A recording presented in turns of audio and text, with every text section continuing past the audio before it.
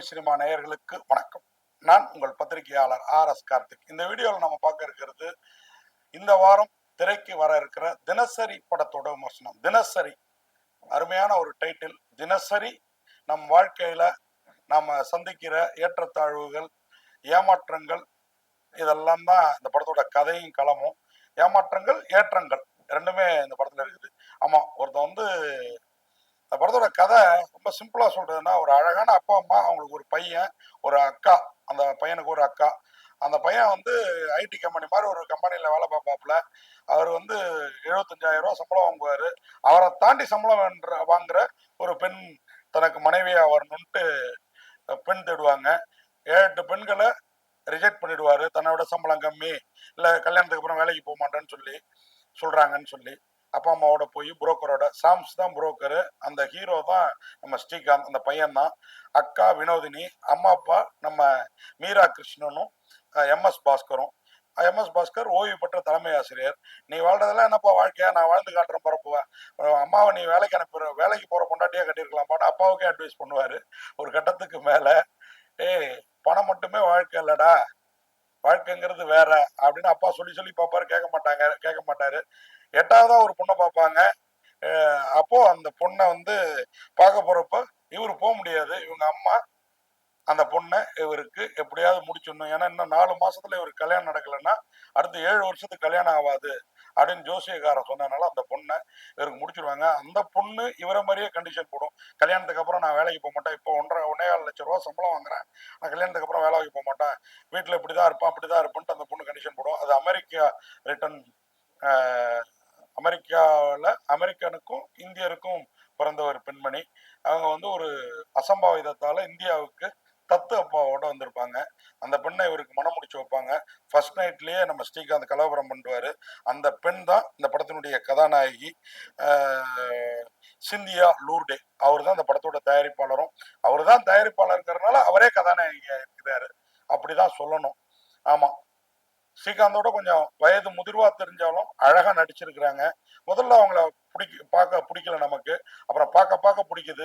இவங்களுக்கு ஏற்ற ஒரு கேரக்டர் பண்ணிருக்க கூடாதான்னு தோணுச்சு நமக்கு.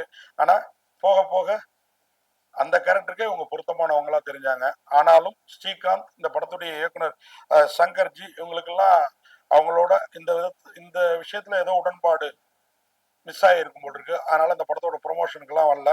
ஆனா இந்த படத்தை ப்ரொமோஷன் பண்ணி ஓட வைக்க வேண்டிய ஒரு அருமையான கருத்தோட வந்திருக்கிற படங்கிறதையும் நம்ம சொல்லணும்.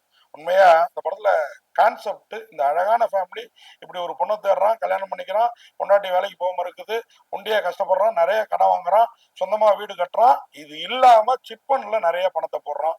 சிட்பண்ட்காரங்க ஏமாத்திட்டு போயிடுறாங்க. அதுக்கு ஹெட்டு நம்ம ராதா ரவி. அவர் எப்படி ரியாக்ட் பண்றாரு, அவரை தேடி பிடிச்சி இவர் பணத்தை கேட்கிறாரு, இவரை எப்படி அட்வைஸ் பண்ணி அனுப்புறாரு.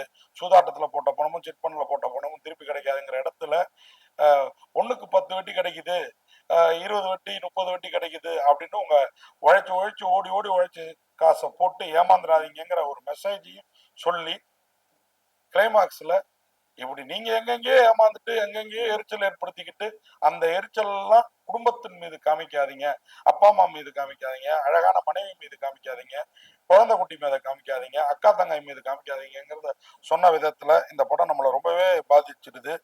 உண்மையா தினசரி இந்த மாதிரி லைஃப் தான் நம்ம வாழ்ந்துட்டு இருக்கோம். அதுல இருந்து கொஞ்சம் மாறுறதுக்கு ஒரு மாரல் சப்போர்ட்டா அந்த படம் இருக்கும் அப்படின்றது உண்மை. உண்மையா சிந்தியா லூர்டே ரொம்ப நம்பிக்கையோட அந்த படத்தை எடுத்திருக்காங்க, பல கோடிகளை போட்டு.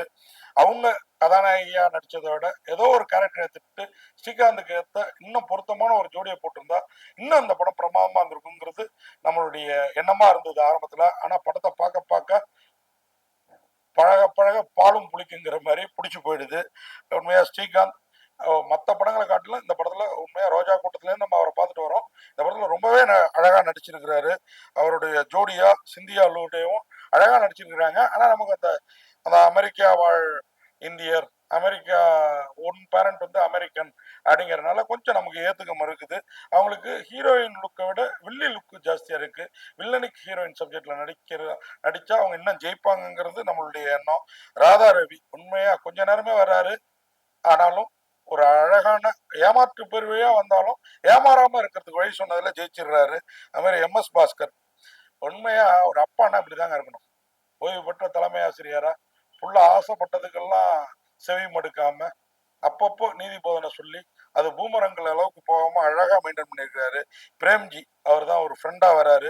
அவர் வந்து காமெடின்னு நினைச்சிட்டு பண்றதுக்கெல்லாம் சிரிக்க முடியல. அதுவும் நண்பர்கள் எல்லாம் சிட் பண்ணல பணத்தை இழந்திருக்கப்ப அவர் பண்ற ஜோக் வந்து சகிக்கல. மீரா கிருஷ்ணனோட நடிப்பு அம்மாவா வாழ்ந்திருக்கிறாங்க. வினோதினியும் அக்காவா அப்படியே உயிரை கொடுக்குறாங்க தம்பிக்காக. சாம்ஸ் அந்த புரோக்கரா அழகா காமெடி பண்ணியிருக்கிறாரு. சரத் கேபிஒய் கொஞ்ச நேரமே நண்பரா வந்து காணாம போறாரு, ஆனாலும் மனசுல நிக்கிறாரு. ஹர்ஷ் அவரும் நல்லா நடிச்சிருக்கிறாரு. அர்ஜுனன் அவர் தான் இவர் அந்த சிட் ஃபண்ட்ல கொண்டு போய் பணம் போட வைக்கிறதெல்லாம் அது அந்த கேரக்டர் அழகா பண்ணி சிட் ஃபண்ட் காலாவதி ஆனோன்னா அவரும் காணாம போயிடுவாரு. அவரை தேடி பிடிச்சாரா இல்லையா ஸ்ரீகாந்த். அதுக்கப்புறம் தான் ராதா ரவிட்ட வராரு. எல்லாமே பிரமாதமா பண்ணியிருக்காங்க. தினேஷ் தீனா, சிவன்யா, நவ்யா சுஜி, தியா தேவச்சி எல்லாருமே சிறப்பாக நடிச்சிருக்கிறாங்க. மொத்தத்தில் இந்த படத்தில் ஒளிப்பதிவு, மியூசிக் எல்லாமே சிறப்பாக இருக்கு. எடிட்டிங் இன்னும் கொஞ்சம் ஷார்ப்பாக இருந்திருக்கலாம், ஆனாலும் பெருசாக குறை சொல்றதுக்கு இல்லை. மொத்தத்தில் சிந்தியா லோர்டேவோட தயாரிப்பு மற்றும் நடிப்பில் அவங்க வந்து ஹீரோயின் போர்ஷன் ஜாஸ்தி கிடையாது, அதனால தான் நான் நடிச்சேன்னாங்க. ஆனால் அவங்க இதில் தயாரிப்பாளராக மட்டும் இருந்து இந்த படத்துக்கு இன்னும் ப்ரொமோஷன் ஜாஸ்தி பண்ண இந்த படம் ரசிகர்களை நல்வழிப்படுத்துற அளவுக்கு ரீச் ஆக வேண்டிய படங்கிறது நம்மளுடைய கருத்து.